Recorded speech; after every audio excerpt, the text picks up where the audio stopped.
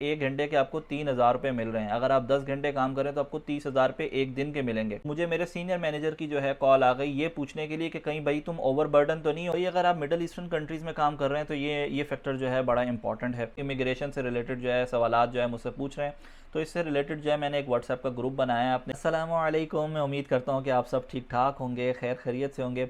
अच्छा तो भाई आज की वीडियो जो है मैं इस टॉपिक पर बनाने जा रहा हूँ कि कनाडा क्यों आना चाहिए। अक्सर लोगों के जो है मुझे मैसेजेस आ रहे होते हैं कि यार अहमद, मैं जो है सऊदीया में रहता हूँ, मैं दुबई में रहता हूँ और मैं जो है कनाडा मूव करने का सोच रहा हूँ, मुझे बताओ कि यार कनाडा मूव होना चाहिए या नहीं होना चाहिए। तो भाई अगर आप जो है अपने अपने मुल्कों में वेल सेटल्ड हैं तो ये वीडियो आपके लिए है। देखें, अगर अनसेटल्ड हैं तो ये वीडियो है ही आपके लिए, लेकिन अगर आप सेटल्ड हैं और आप सोच रहे हैं कि यार मूव होना चाहिए, कुछ अपनी जो है ज़िंदगी में बेहतरी लेकर आनी चाहिए, कुछ जो है डेवलपमेंट लेकर आनी चाहिए, बोरिंग हो रही है ज़िंदगी, तो ये वीडियो आपके लिए। तो वीडियो को एंड तक देखिएगा और कमेंट सेक्शन में अपना फीडबैक ज़रूर दीजिएगा। अच्छा तो भाई सबसे पहले हम बात कर लेते हैं कनाडा की सिटीज़नशिप के बारे में।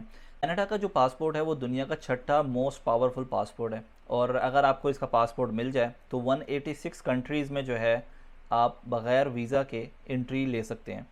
तो भाई अगर देखें वर्ल्ड टूर करने का अगर आपको शौक़ है ना, दुनिया घूमने का शौक़ है, तो मेरे ख्याल से 4 से 5 साल कनाडा में गुजारने में कोई बुराई नहीं है, कोई हर्ज नहीं है, गुजार लेने चाहिए। भाई अगर आप मिडिल ईस्टर्न कंट्रीज़ में काम कर रहे हैं तो ये फैक्टर जो है बड़ा इंपॉर्टेंट है। अगर आपका एम्प्लॉयर आपको निकाल देता है तो वापस आपको अपने मुल्क जाना पड़ेगा। ये सबसे बड़ा जो है ड्रॉबैक होता है मिडिल ईस्टर्न कंट्रीज़ में काम करने का। हाउएवर अगर आप कनाडा में काम कर रहे हैं तो ऐसा कुछ नहीं होगा आपके साथ। अगर आपको आपके एम्प्लॉयर ने निकाला है तो आपको कैनेडियन गवर्नमेंट जो है अनएम्प्लॉयमेंट अलाउंस देती है 55% of your salary up to $650 a week. तो यहाँ पर ऐसा नहीं होता कि अगर आपको आपके एम्प्लॉयर ने निकाला तो आपको जो है दोबारा अपने मुल्क जाना पड़ेगा। आप यहाँ पर रह सकते हैं, ये आपका मुल्क है। ना सिर्फ अनएम्प्लॉयमेंट अलाउंस, उसके अलावा जो है लो इनकम अलाउंस भी होता है यहाँ पर, जिसमें जो है आपको ग्रॉसरी अलाउंस भी अभी इन्होंने कैनेडियन गवर्नमेंट ने शामिल किया है, और उसके अलावा चाइल्ड बेनिफिट अलाउंस भी मिलता है। अब आप ये देखें कि यार हर बच्चे पे जो है, मतलब आपके अगर मिसाल के तौर पर 4 बच्चे हैं तो हर बच्चे पे आपको जो है $500 से $600 पर मंथ मिलेगा। तो मतलब 4 बच्चे हैं तो $2,000 सिर्फ आपके बच्चों का अलाउंस ही हो जाएगा। तो ये वो बेनिफिट्स हैं कि जो अगर आपने पासपोर्ट ले लिया कनाडा का तो ये वो बेनिफिट्स आपको मिलेंगे ही मिलेंगे। दूसरे फैक्टर के बारे में हम बात कर लेते हैं। दूसरा फैक्टर जो है हाउस होल्ड इनकम या पर कैपिटा इनकम की हम जो है बात कर लेते हैं। कनाडा में जो है पर आवर रेट के हिसाब से जो है सैलरीज मिलती हैं, और पर आवर रेट जो है कनाडा में प्रोविंसेस के लिहाज से जो है चेंज होता रहता है। जो रेंज है वो $13 टू $17 पर आवर है, मतलब 1 घंटे के जो है आपको $13 से $17 मिलेंगे। अगर पाकिस्तानी करेंसी में जो है इसको मैं कन्वर्ट करूं, मिसाल के तौर पर एवरेज ले लेते हैं $15 पर आवर, मतलब 1 घंटे के आपको 3,000 रुपये मिल रहे हैं। अगर आप 10 घंटे काम करें तो आपको 30,000 रुपये एक दिन के मिलेंगे। पाकिस्तान की जो लोवेस्ट लेबर सैलरी है पर मंथ वो मेरे ख्याल से शायद 20 से 25,000 है। तो अब आप देख लेंगे क्या, मतलब कंपैरिजन है ही नहीं बिल्कुल। अक्सर लोग जब जो है कनाडा के नेगेटिव पॉइंट्स बता रहे होते हैं तो वो अक्सर ये बताते हैं कि यार सैलरीज़ पे जो है 20 से 40%, 50% टैक्स लग जाता है। वो टैक्स का बताते हैं, लेकिन जो ये चीज़ है वो कोई नहीं बताता कि टैक्स लगता तो है लेकिन उसके बेनिफिट्स क्या मिलते हैं। इवन के टैक्स रिफ़ंड भी होता है। मैं अभी रिसेंटली मूव हुआ हूँ कनाडा में 6 से 8 महीने पहले। जब मुझे पहली दफ़ा पता लगा कि यहाँ पर टैक्स रिफंड होता है, गवर्नमेंट आपको पैसे दे देती है। अगर उसको पता लगता है, गवर्नमेंट को पता लगता है कि यार आपके एक्सपेंसेस ज़्यादा है, आपकी इनकम कम है, तो गवर्नमेंट आपको टैक्स रिफंड करती है। इवन कि मुझे जो है, मैं सिर्फ 4 महीने मैंने 2022 में गुजारे, दिसंबर तक, मतलब मैं सितंबर में मूव हुआ कनाडा और दिसंबर तक मैंने 4 महीने गुजारे, और मैंने जो इनको टैक्स दिया, इन्होंने जो है जितना मैंने टैक्स दिया उतना ही मुझे वापस कर दिया। उसकी वजह ये थी कि एक तो इनको लगा कि मेरी हाउस होल्ड इनकम जो है कम है, क्योंकि पूरे घर में कमाने वाला मैं था। मैंने ये शो करवाया कि मेरे साथ जो है मेरी वाइफ रहती है, मेरा बच्चा रहता है। तो अब इनकी ऑब्जर्वेशन क्या होती है कि यार अगर आपके साथ आपकी वाइफ रह रही है, बच्चा रह रहा है, तो मतलब आपके ऊपर जो है बहुत ज़्यादा एक्सपेंसेस होंगे, आपकी सेविंग्स ही नहीं होंगी। तो ऑलमोस्ट जितना मैंने टैक्स दिया 90-95% टैक्स जो है मुझे रिफ़ंड कर दिया गवर्नमेंट ने विद इन अ वीक, और विद इन 10 डेज़ जो है मुझे मेरे घर पर जो है चेक आया और उसको जो है ना मैंने इजीली डिपॉजिट करवा लिया, which is a huge shock for me. मुझे नहीं लगता कि शायद ये बातें आपको कोई बताएगा। जहाँ मैंने जो है सैलरीज़ की बात कर ली और टैक्स ऑन सैलरी की बात कर ली, वहाँ जो है मैं आपको ये भी बताता चलूँ कि कनाडा में जो है वर्क लाइफ बैलेंस बहुत ज़बरदस्त है। मतलब 9 to 6 काम होता है, वीकली जो है 40 आवर्स से ज़्यादा आपको काम नहीं करना पड़ता। और नोवा स्कोशिया में ये रूल है कि आपने 48 आवर से ज़्यादा काम नहीं करना। अगर आपका एम्प्लॉयर 48 आवर से ज़्यादा आपसे काम करवाता है तो उसको आपको ओवर टाइम देना पड़ेगा। अभी पिछले महीने जो है मैंने अपनी एनुअल लीव्स वो कैंसिल करवाई, तो मुझे मेरे सीनियर मैनेजर की जो है कॉल आ गई ये पूछने के लिए कि कहीं भाई तुम ओवरबर्डन तो नहीं हो, कहीं तुमने काम की वजह से जो है अपनी एनुअल लीव्स कैंसिल तो नहीं करवाई।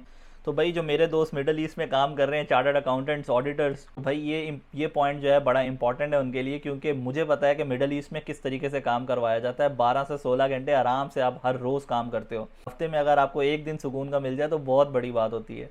तो ये जो मेरे दोस्त सुन रहे हैं ना, ये स्पेशली ये पॉइंट उनके लिए। तीसरा जो बड़ा इंपॉर्टेंट फैक्टर है कनाडा से रिलेटेड, वो है यहाँ की फ्री एजुकेशन। कनाडा में जो है अगर आप सिटीज़न हैं तो आपके बच्चों को 12वीं क्लास तक बिल्कुल फ्री एजुकेशन दी जाएगी। एक तो जो है कनाडा की वैसे ही एजुकेशन दुनिया में मानी जाती है, यहाँ की यूनिवर्सिटीज़, यहाँ के जो स्कूल्स होते हैं वो दुनिया में माने जाते हैं, और फिर 12वीं क्लास तक जो है आपके बच्चे की पढ़ाई बिल्कुल मुफ्त हो जाएगी। अब आपको आइडिया होगा कि स्कूल्स की पढ़ाई और उनके खर्चे कितने ज़्यादा होते हैं। अब आप ये सोचें कि 12वीं क्लास तक जो है आपको कोई स्कूल्स की फ़ीस ही नहीं देनी, तो कैसा ज़बरदस्त है ना यहाँ पर। तो अब आप ये सोच रहे होंगे कि यार अहमद 12वीं क्लास तक तो फ्री है, लेकिन 12वीं क्लास के बाद यूनिवर्सिटी स्टार्ट होगी उसकी फ़ीस कौन पे करेगा, वो तो इतनी एक्सपेंसिव जो है पढ़ाई है, उसको कैसे अफोर्ड करेंगे। तो भाई बात ये है कि कैनेडियन गवर्नमेंट जो है इसमें भी आपको सपोर्ट करती है। जो यहाँ का सिटीज़न होता है उसको जो है 5 to 20 ईयर्स का जो है लोन मिलता है। अगर मुझे लगता है कि मैंने अपने बच्चे को MBBS करवाना है और उसकी पढ़ाई पे $5 लाख लगेंगे, तो मैं कैनेडियन गवर्नमेंट से जो है लोन ले सकता हूँ। 5 साल से लेकर 20 साल तक की इंस्टॉलमेंट में उसको जो है आराम से पे कर सकता हूँ। तो इसमें मैं मज़ीद ऐड करता चलूँ कि जो आपकी टोटल अमाउंट होती है एजुकेशन की, मिसाल के तौर पर 5 लाख रुपए आपकी जो है टोटल MBBS पे, मैं MBBS की मिसाल ले रहा हूँ, अगर $5 लाख लगेंगे, तो अगर आप सिटीज़न हैं, एक तो जो है आपको 5 से 20 साल तक का लोन भी आप ले सकते हैं, और दूसरा ये है कि आपको 30% का जो है डिस्काउंट भी मिल जाएगा उस टोटल अमाउंट पे। जो है आपको कुछ ना कुछ, मेरे ख्याल से 30 या अप टू 30% का डिस्काउंट मिल जाता है। इसके अलावा कैनेडियन गवर्नमेंट ने एक और जो है यहाँ पर काइंड ऑफ प्लान बनाया हुआ है, जिसे यहाँ पर बोलते हैं RESP, registered education saving plan. इसमें क्या होता है कि आप जो भी, मतलब आपका बच्चा पैदा हुआ, आपने जो है वो अकाउंट खुलवाया RESP का, और उसमें जो है आपने अमाउंट हर महीने डालना शुरू की। जितनी भी अमाउंट आप हर महीने डाल रहे हैं उसका 20% जो है कैनेडियन गवर्नमेंट आपके अकाउंट में डालेगी। मिसाल के तौर पर अगर आप $100 हर महीने के डाल रहे हैं तो $20 कैनेडियन गवर्नमेंट उस अकाउंट में डालेगी, सिर्फ इसलिए ताकि जो है आपको आपके बच्चों की पढ़ाई के लिए सपोर्ट किया जा सके। अब चौथे फैक्टर के बारे में हम बात कर लेते हैं। चौथा फैक्टर जो है यहाँ की मेडिकल फैसिलिटीज़ हैं। हम टैक्स के बारे में तो बड़ी बात करते हैं कि यार 20 से 50% हम टैक्स देते हैं अपनी सैलरीज़ पर, लेकिन कनाडा में क्या होता है कि आपकी मेडिकल फैसिलिटीज़ जितनी भी होती हैं वो सारी फ्री होती हैं। मतलब डॉक्टर की कंसल्टेंसी हो गई, आपकी सर्जरी हो गई, आपके एक्सरे हो गए, ब्लड रिलेटेड टेस्ट्स हो गए, जितने भी इस तरीके के टेस्ट्स होंगे वो सब कुछ जो है फ्री होगा। सिवाय जो है इसमें जो है डेंटल ऐड नहीं होता, और आपकी कॉस्मेटिक सर्जरीज़ नहीं ऐड होती, और इसके अलावा जो है मेडिसिन ऐड नहीं होती, वो जो है आपको कवर करवानी पड़ती है किसी मेडिकल इंश्योरेंस के थ्रू। तो ये बड़ा एक ज़बरदस्त बेनिफिट है। तो अगर आप टैक्स दे रहे हैं तो उसके एवज़, उसके अगेंस्ट पे जो है आपको बेनिफिट्स भी मिल रहे हैं। तो भाई अब जिस फैक्टर के बारे में बात करने जा रहा हूँ, मैं समझता हूँ कि कनाडा के पासपोर्ट के बाद जो दूसरा मोस्ट इम्पॉर्टेंट फैक्टर है वो ये फैक्टर है, और वो फैक्टर है यहाँ पर घर लेना। भाई कनाडा में जो है घर लेना बहुत ही आसान है। उसकी वजह ये है कि यहाँ पर जो है कैनेडियन गवर्नमेंट आपको अलाउ करती है कि आप सिटीज़न हो और आप जो है अपना पहला घर लेने जा रहे हो, तो जो टोटल अमाउंट होगी घर की, उसकी सिर्फ आपको 5% डाउन पेमेंट कैश देना होगा। बाकी जितनी भी अमाउंट होगी वो आप जो है अप टू 25 ईयर्स की जो है इंस्टॉलमेंट में ईजिली पे कर सकते हो। तो इसका बेनिफिट क्या होगा, मिसाल के तौर पर मिडल ईस्टर्न कंट्रीज़ में आप काम कर रहे हैं, मुझे नहीं लगता कि मिडल ईस्टर्न कंट्रीज़ में जो है आप घर ले सकते हैं, बहुत ही कम जगह हैं। मस्कत में जो है 1-2 सोसाइटीज़ थी जहाँ पर आप घर ले सकते थे। दुबई में शायद अभी कुछ ऐसे रूल्स बने हों, तो वो बने हों, मुझे आइडिया नहीं है। अगर कुछ हैं तो आप मुझे कमेंट सेक्शन में बता दीजिएगा। लेकिन मेन बात ये है कि एक मिडिल क्लास फैमिली जो है मिडिल ईस्टर्न कंट्रीज़ में जो है घर अफोर्ड नहीं कर सकती, वो बहुत ज़्यादा एक्सपेंसिव होते हैं। कनाडा में ये होता है कि आपको जो है वही रेंट जो आप मिडल ईस्ट में पे कर रहे होते हो वो आपकी सेविंग बन जाता है, वो आपका मॉर्टगेज बन जाता है। आप मॉर्टगेज पे करते रहो और ईजीली जो है आप अपना घर बना लोगे 20-25 साल में, 30 साल में। घर के साथ ही साथ जो है यहाँ पर गाड़ियाँ लेना भी बड़ा आसान है। सिर्फ 7 साल की जो है इंस्टॉलमेंट्स पे आपको इजीली जो है गाड़ी मिल जाती है। तो ये भी जो है एक बेनिफिट है यहाँ का। अब हम बात कर लेते हैं अपने छठे फैक्टर के बारे में, और वो है करियर ग्रोथ अपॉर्चुनिटी। मैं समझता हूँ कि यार कनाडा में करियर ग्रोथ अपॉर्चुनिटीज़ हद से ज़्यादा हैं। उसकी वजह ये है कि एक तो जो है यहाँ पर काम सिखाने और काम कराने का तरीका बहुत ज़बरदस्त है।